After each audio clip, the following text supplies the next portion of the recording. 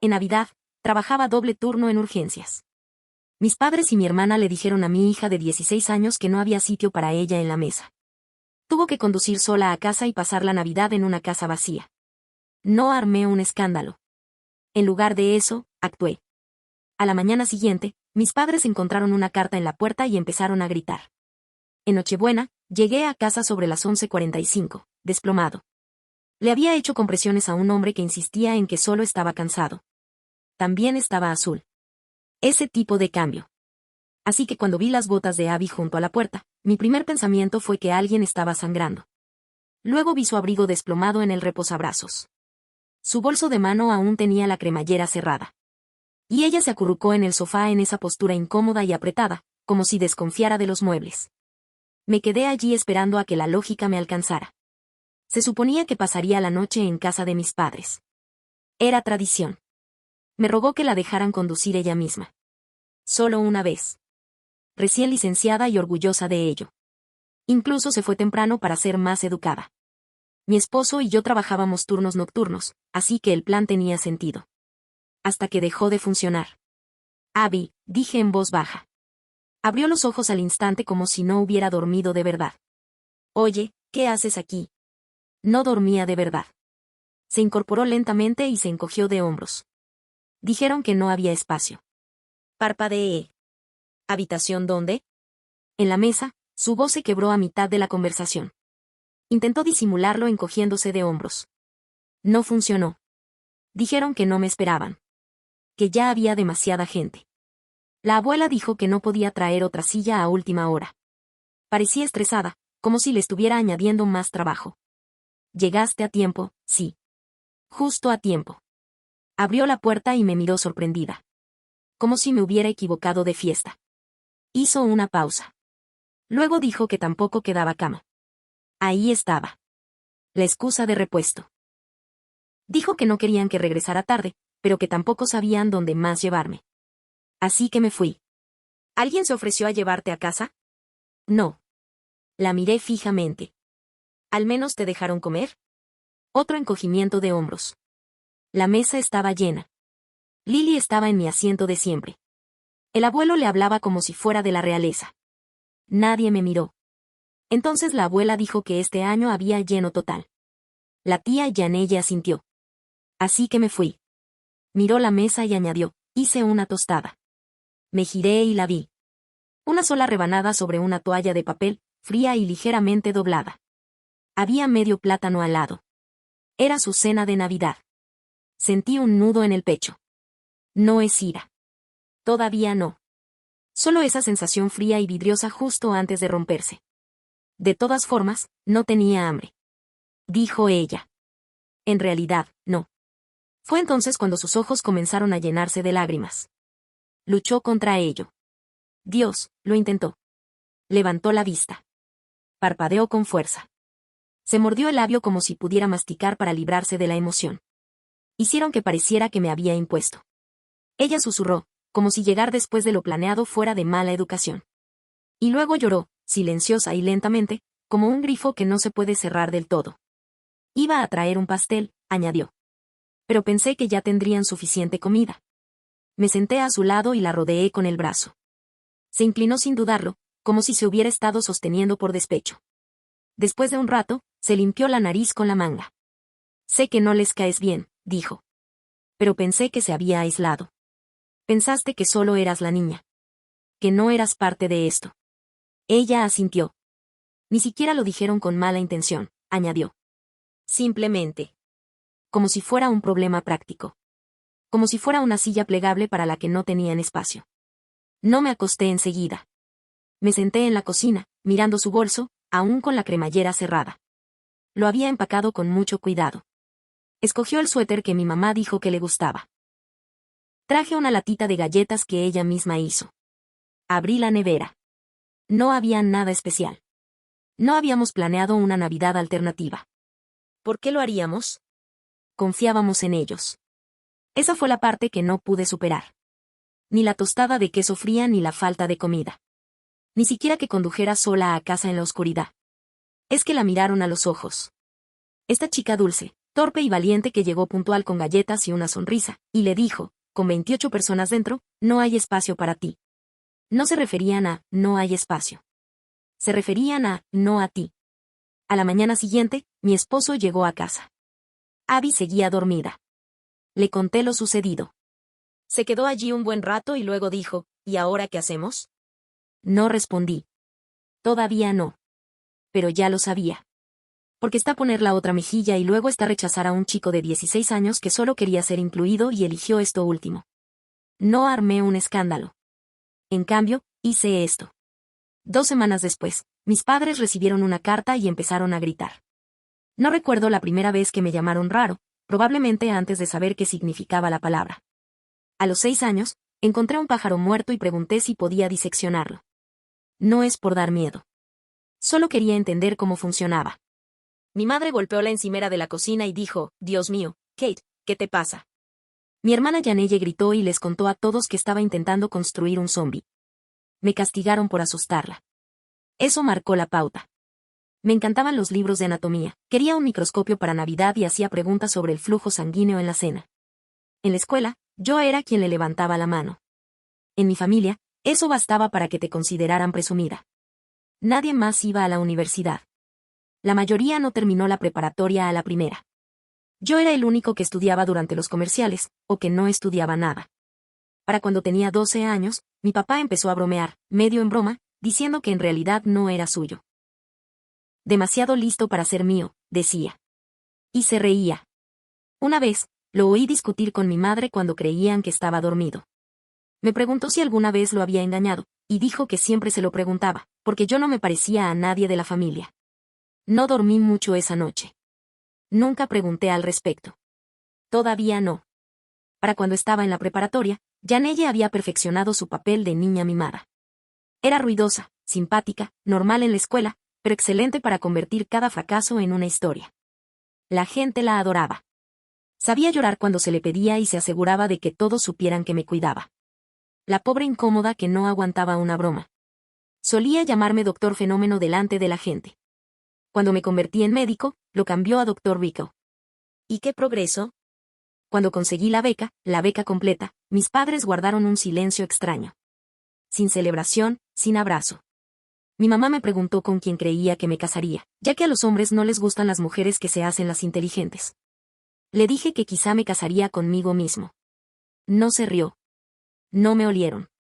Trabajé como camarera durante la carrera de medicina, hice turnos que nadie quería, volví a casa con los pies doloridos y un cansancio profundo. Mientras tanto, mi familia creía que estaba viviendo un sueño. No me visitaron ni una sola vez. Años después, tras mi segunda residencia, conseguí el primer trabajo estable que me hizo sentir que tal vez no me estaba ahogando. Mi esposo y yo nos conocimos durante un turno de noche. Fue muy romántico, si es que te parece romántico el agotamiento compartido, y finalmente nos mudamos a un lugar donde podíamos permitirnos algo más que fideos instantáneos. Y ahí fue cuando empezaron las llamadas. ¿Puedes ayudarme con la factura de la luz? ¿Puedes avalar este contrato de arrendamiento? ¿Puedes hablar con un amigo médico sobre el dolor lumbar del tío Pete? Hice lo que pude, casi sin dudarlo. Cuando mis padres se acercaban a la jubilación demasiado pronto y sin ahorros, intervine. Nunca habían tenido una casa propia. Siempre alquilaba. Mal crédito, mala suerte, la excusa del año que fuera. Así que compré una casa modesta de 2 habitaciones y les entregué las llaves. Les dije que era un regalo, que yo me encargaría de la hipoteca. La casa está a mi nombre, pero viven allí como si fuera suya. Alquiler gratuito, servicios públicos cubiertos casi siempre. ¿Asuntos médicos? Tengo acceso al seguro, sí. Nunca dije que no hasta hace poco. Hace unos meses, Janelle llamó. Lily, su hija, la que no se equivoca, había sido aceptada en un prestigioso campamento de verano de ciencia, tecnología, ingeniería y matemáticas. Tiene tu cerebro, dijo Janelle, como si fuera un cumplido. Esto podría cambiarle la vida. Le pregunté cuánto. 1.200, dijo. Pero vale la pena. Y tú, precisamente. Ahí fue donde dejé de escuchar. Abby nunca había ido a un campamento de verano como ese. No porque no pudiera. Simplemente nunca me lo pidió. Es práctica y considerada. Ni se le ocurriría exigirme esa cantidad de dinero, aunque podría haberlo hecho. Le dije a Janelle que no, con educación, pero con firmeza. Le dije que ya estaba cubriendo la hipoteca, los gastos médicos y las emergencias de nuestros padres. Que tal vez podría solicitar ayuda financiera o un plan de pagos. Su tono cambió rápidamente. Vaya. Debe ser genial tenerlo todo y aún así ser tan tacaña. Es tu sobrina. Solo está celoso porque Lily va a llegar lejos. Eso último fue gracioso. O lo habría sido si no hubiera oído a mi madre murmurar algo parecido una semana después, cuando creyó que no podía oírme. Al parecer, estaba frenando a Lily. Igual que siempre frenaba a Yanelle siendo la lista que hacía quedar mal a todos los demás. Ya sabes, existiendo. No luché contra ello. No lo expliqué. No me justifiqué. Simplemente dije que no, y lo decía en serio. Eso fue 3 semanas antes de Navidad. Abby estaba emocionada por ir a la cena de Navidad. Dijo que se sentía mayor, pues confiaban en que ella misma conduciría. Había preparado una maleta e incluso envuelto regalitos para sus primos menores. Le dije que la vería por la mañana y le recordé que me mandara un mensaje al llegar. Lo hizo. Todo parecía estar bien. Horas después, entré por la puerta principal y descubrí que, al parecer, la multa había sido cancelada. Abby levantó la vista del sofá con una sonrisa temblorosa que decía, por favor, finge que esto no es un desastre. Me dijo, con un hilo de voz, que la abuela había murmurado que no había sitio en la mesa ni en ningún otro sitio. Aunque había contado 28 sillas en uso. Un problema de matemáticas con una sola variable. Ella. Escuché. Dejé que su explicación resonara por la habitación como una maleta caída. Luego la abracé y dejé que el silencio hablara. Se durmió, todavía con el suéter que había elegido para impresionarlos. Cuando la casa por fin se tranquilizó, me senté solo en la cocina, mirando fijamente el lugar donde debería haber estado su cena de Navidad. Repasé cada pago de la hipoteca, cada factura de servicios, cada Katie que solo esta vez se había convertido en algo para siempre. No se habían quedado sin espacio. Se les había acabado la gratitud y habían usado a mi hija para enviar el memorando. Ese fue el momento en que todo cambió. Se acabaron las explicaciones. Se acabaron las negociaciones educadas. Ni siquiera me molesté en decidir si actuaría, solo en cuánto tiempo. No hablamos mucho durante el viaje.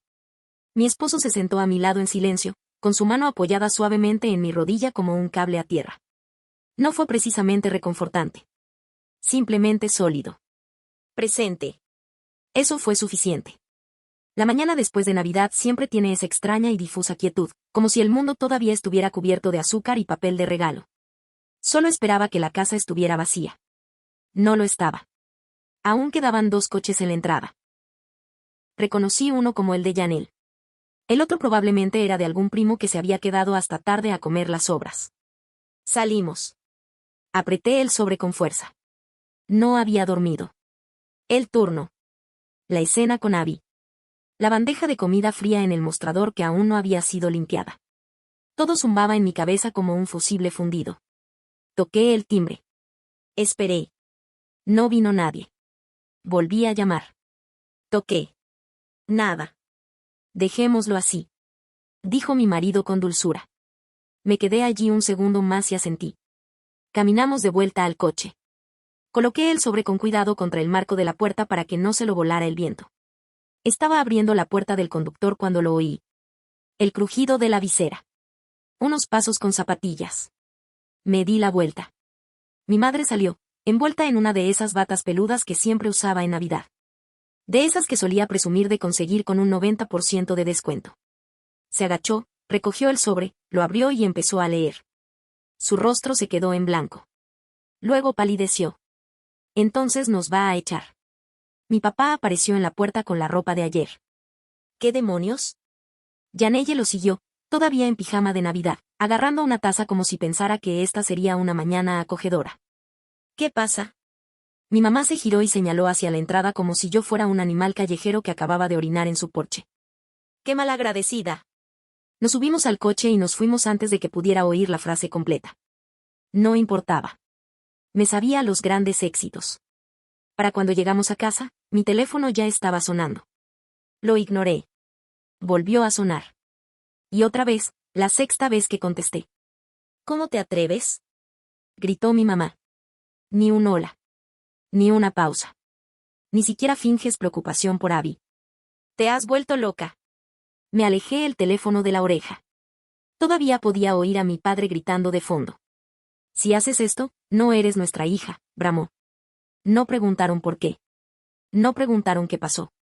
Ni siquiera mencionaron a Abby. Ni una vez. Colgué. Siguieron llamando. Yanella empezó a enviar mensajes. Creo que uno de ellos decía, esto va a arruinar tu reputación. Piensa en tu carrera. Ay, cariño. A mis pacientes no les importa dónde viven mis padres. Al anochecer, mi teléfono parecía haber sufrido una ruptura. 32 llamadas perdidas, 14 mensajes, 3 mensajes de voz. Un primo incluso se atrevió a escribir. No es mi lugar, pero esto me parece extremo. Solo hay una mamá. No respondía a ninguna. A la mañana siguiente llamaron a la puerta. Miré por la mirilla. Por supuesto. Mi madre. Estaba de pie en mi porche con esa misma bata afelpada, sosteniendo la carta de desalojo, ahora arrugada y húmeda como si la hubiera estado apretando durante 2 horas seguidas. Abrí la puerta, pero no la invité a pasar. No esperó. ¿De verdad haces esto, Siseo? ¿Después de todo lo que hemos hecho por ti? Lo dejé en suspenso un segundo. Luego dije en voz baja, ¿te refieres a la casa que te compré? ¿Las facturas que pagué? ¿La cobertura médica que contraté porque tu Medicare no cubría tus medicamentos para la presión arterial? Ella se estremeció. Por un milisegundo. Entonces ella enderezó la mirada. Te criamos. Te dimos todo. Ni siquiera dejaste que mi hija cenara. Dije. Eso la detuvo. Brevemente. Pero se recuperó rápido. No te emociones. No teníamos suficientes sillas. Había 28 personas allí. Dije. Incluso una vecina. Apretó los labios con fuerza. No envié esa carta para ser cruel. Añadí. Pero si crees que puedes tratar a Abby como si fuera desechable. Por Dios. Ella espetó. De repente se animó de nuevo. Deja de actuar como si fuéramos monstruos. Tú eres quien está destrozando a tu familia por un malentendido. ¿Y ahora amenazas a tus propios padres? Levantó la carta como si fuera prueba en un juicio. Entonces, y juro que esta parte me pareció una obra de teatro. Lo partió por la mitad. Se quedó allí parada y lo partió por la mitad. Como si eso invalidara el proceso legal. Listo, dijo. Ya está. Ahora, si quieres que te perdonemos, pagarás el campamento de ciencias de Lily y dejarás esta rabieta ridícula. Sonrió como si lo hubiera resuelto todo. No dije nada. Porque en ese momento me di cuenta. No me habían tomado en serio. Ni por un segundo. No cuando era niño. Ni cuando me convertí en doctora. Ni siquiera ahora. Para ellos, seguía siendo la chica rara obsesionada con la ciencia que debería agradecer las obras y quedarse en su sitio. La chica a la que resentían, pero a la que nunca respetaron de verdad. Pensaron que no cumpliría. Pero se equivocaron. Así que dejé que mi madre saliera del porche, murmurando para sí misma como la heroína de una obra trágica. Y cerré la puerta silenciosamente, con calma. Pero en mi cabeza, ya estaba dando el siguiente paso. Mi madre rompió la carta de desalojo como si fuera un volante de limpieza de canaletas, justo delante de mí, justo después de acusarme de egoísta, desamorada y emocionalmente inestable. Luego tuvo el descaro de sonreír y decir, paga el campamento de ciencias de Lily y te perdonaré. Dijo que te perdonaré. Como si fueran las víctimas. Como si rechazar a mi hija en Navidad fuera una falta de etiqueta en lugar de crueldad. 2 mañanas después, me reuní con un abogado. Lo dejé todo en claro. La casa a mi nombre. La hipoteca que llevaba 7 años pagando. Las facturas. El plan dental. Los sacrificios silenciosos. No se inmutó. Supongo que quieres un desalojo formal. Lo dijo, como si fuera el mal tiempo. Asentí. El aviso salió esa misma semana. 60 días. Legal. Papel sellado. Se requiere firma. Y esta vez, no pudieron romperlo y fingir que no existía. Seguí pagando la hipoteca. No iba a dejar que mi crédito muriera por un extracto. Pero todo lo demás. Se acabó. Servicios públicos, cable, reembolsos médicos. Recibieron un curso intensivo sobre lo que significa no tener apoyo. 2 semanas después, alguien llamó a mi puerta. Era la tía Elaine. La tía buena. O eso creía. Tenía una lata de galletas y una expresión de preocupación ensayada. Kate, dijo. Solo quiero hablar. La dejé entrar. Ya sabía por qué estaba allí. Nos sentamos en la cocina. Serví té. Ninguno de los dos lo tocó. No me suena familiar. Empezó. Ahí estaba. Echar a tus padres por un malentendido. Añadió con suavidad. Me reí una vez. No con amabilidad. Le conté lo de la casa, las facturas, la traición de Nochebuena, como mis padres habían hecho espacio para 28 personas, incluyendo a un vecino y 2 primos con los que no había hablado en una década, pero no a su propia nieta. La tía Elaine palideció. No lo sabía, dijo ella. No te lo dijeron. Lo corregí. Se fue como quien no podía olvidar lo que había oído. 3 días después, recibí un mensaje. Antes no lo entendía. Ya lo sé. Una semana antes de la fecha límite, me llamó mi abogado. No se han movido. En absoluto, dijo. Entonces procedemos. Respondí. Puse la casa a la venta ese mismo día y le puse un precio justo, no demasiado alto. No intentaba exprimir el valor. Solo quería terminarla. Un comprador hizo una oferta rápidamente.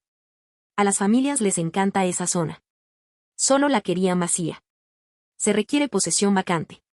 Mi agente me lo recordó. Anotado, dije.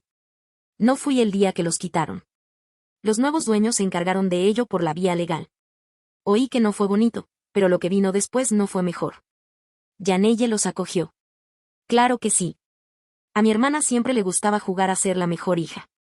Les dio entrevistas a sus primos como si fuera una gira de prensa. Dijo que los está abandonando. Todo por un contratiempo navideño. 3 semanas después, estaba en mi puerta, con los ojos inyectados en sangre y el pelo recogido en un moño encrespado. No puedo más, dijo, sin siquiera saludar. Se pelean constantemente. Mamá piensa que la sala es muy pequeña. Papá dice que mis hijos son ruidosos. Se niegan a compartir el baño. Me estoy volviendo loco. Me apoyé en el marco de la puerta. Brazos cruzados. Necesitan un alquiler, dijo. Al menos podrías ayudar con eso. Solo lo suficiente para el depósito.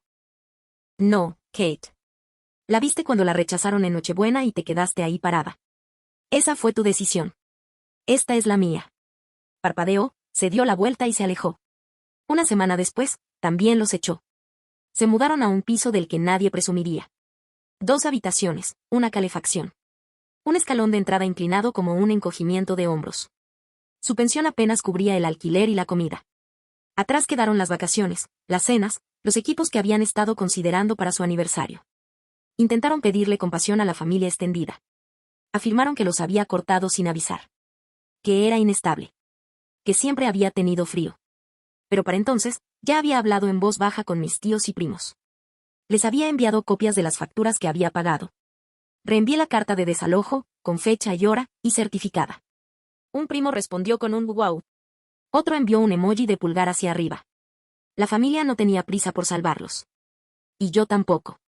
2 meses después, Abby y yo estábamos sentadas en el porche, tomando té helado. Sin planes, sin actuación. Solo una tarde tranquila. Dijo, no los extraño, ¿sabes? Yo tampoco. Mi teléfono vibró. Número desconocido. Lo abrí por reflejo. Espero que estés orgulloso de lo que has hecho. Lo borré. Sin pausa. Sin aliento. Probablemente volverán a escribirme, dijo Abby con naturalidad. Siempre lo hacen, dije. Pero ya no son mi problema. Y no lo eran. Dijeron que no había espacio para Abby en la mesa. Ahora ya no hay espacio en nuestras vidas para la crueldad, el control ni la manipulación. 2 años después, siguen en ese destartalado alquiler, culpando a todos menos a sí mismos. Abby está prosperando ahora. Estudia lo que le apasiona y el dinero de la venta de la casa cubrió más que solo la matrícula. Le dio paz. ¿Y yo? Un pequeño cierre. No contesto sus llamadas. No les envío dinero. No pierdo el sueño. Protegí a mi hija. La elegí. Por fin. Pero dime, ¿me pasé? ¿O solo lo suficiente? Cuéntamelo en los comentarios. Y si quieres más historias como esta, no olvides suscribirte y activar la campanita.